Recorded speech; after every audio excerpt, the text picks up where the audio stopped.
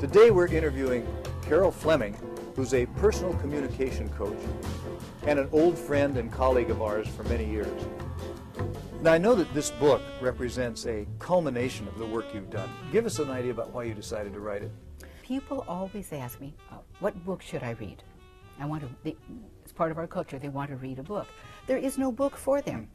They can read a book about theater voice, or your voice in singing, or public speaking, or any kind of speech therapy, but nothing about the personal improvement needs of the average person who simply wants to be better. That book was not there.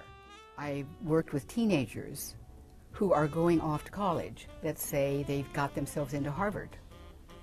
And then the parents start listening to their teenager differently, like, how is she going to sound at Harvard, and realize, oh my God, I got a Valley girl here, or that they've become accustomed to, and realize that she has adolescent or even childish speech patterns that embarrass them.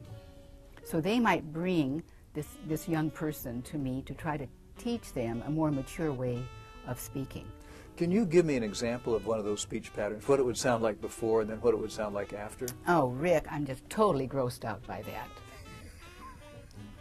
I mean, it's like you're all, you know, curious like what I'm doing, and I'm just, well, whatever.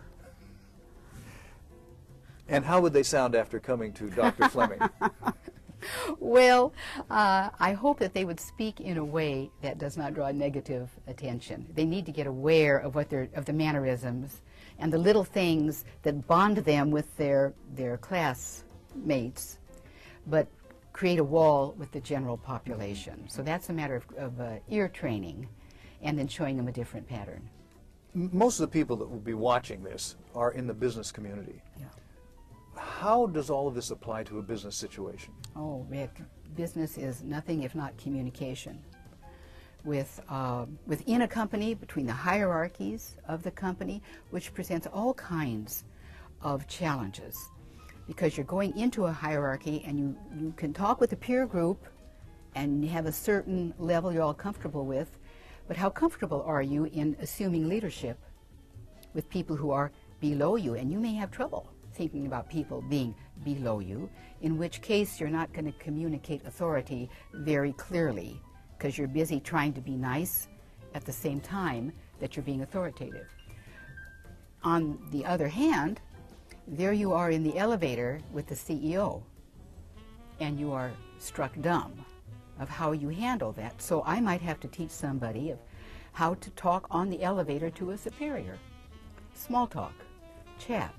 How do you do it? Is it appropriate? Should you speak? Because in some cultures, it would not be good for you to assume that you can address the CEO on a personal level in the elevator. Now, that would not be true in America, where that's an opportunity to show them that you have self-respect and that you're not afraid and that you're a potential leader. So you have the CEO in the elevator. You may not want to come across quite as such an authority. How would you change that a little bit for the CEO? Well, I would try to establish a social relationship with the CEO. And this will sound strange perhaps, but the ability to do small talk, especially in this situation we're talking about, and with the person of much greater dominance, is one of the highest communication demands a person can face. We think small talk. No. It is the totality of relationships between people facing power differential.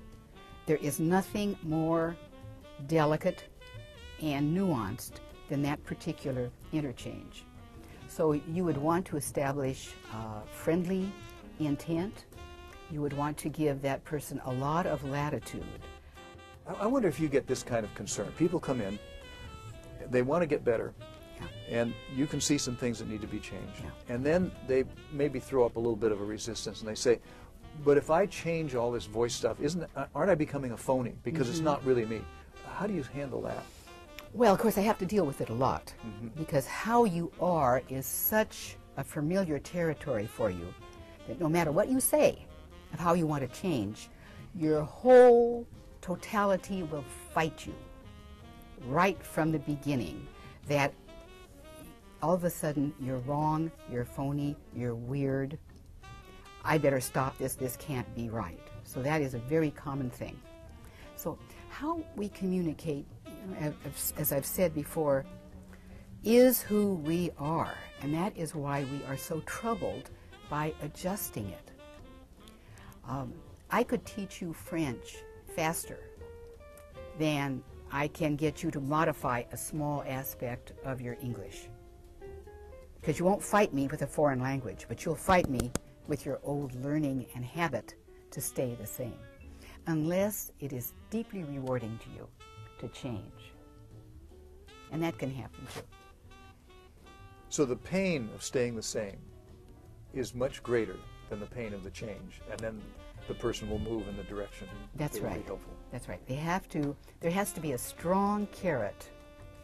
The stick doesn't work so well, but it can if they're going to lose their job, unless they change their tone of voice or their attitude or the way they communicate within a company. That can be a powerful motivator if you handle it right. People don't like to change because they've been sent to the speech expert to be fixed. Now, because I have to deal with that attitude problem right from the get-go, or they are unable to learn. If people come in that there's something wrong with me, I've got to be fixed. I've got to turn it around as fast as I can to show them what's in it for you on the business payoff level and on the social level, to maybe have some added skills that present you better. How about giving us an example of somebody that came to you with a serious problem that might be affecting their income, their ability to be successful in the world, and they take your advice to heart and it's a huge success? What's an example? Oh, I love to talk about Mary, who was an intern minister at my church. Reverend Mary. Reverend Mary. Okay. And she would, every year we have a new intern, and usually I'm available to do whatever coaching that might be helpful to them. Well, this Mary got up in the pulpit. She's petite and small. She didn't claim much space, so she had a tiny little presence behind the big pulpit. And she reads her sermon with her face down and her eyes down, and she does what many people do. They think communication is all about words on paper, that you just run through your mouth, out to a congregation. They don't understand the complexity of human communication. So there she is with her little voice, and of course if you've got your head down reading, where's your voice going to go? Down into the pulpit. So the congregation comes to me, Carol, you've got to do something with this girl. So here comes Mary to my office. And I taught her a few basic things, because I never know if I'm going to see them again. So about projection, about talking to me. I'll be in the back and I'll wave at you, getting her face up, getting her eyes out, because your voice goes where your eyes go. Okay. So a few things, and she practiced that in her work with me, and she improved markedly while she was with me. So I went to church next Sunday, and she's in the pulpit, and she opened her mouth, and she was like that. Holy smokes, what have I got here? Somebody who most people I just hope, will you keep what you did in the office when you get out there? She not only kept it, she was exponential. She was so markedly improved that her eyes started sparkling. Like, maybe I can do this. Maybe this is something I can do well. So she really got behind it. So I worked with her a few more times, and she was voted valedictorian of her graduating class. This mousy little 5-foot-tall little Midwest girl voted valedictorian for her voice to represent her whole graduating class in the School of Theology. Okay?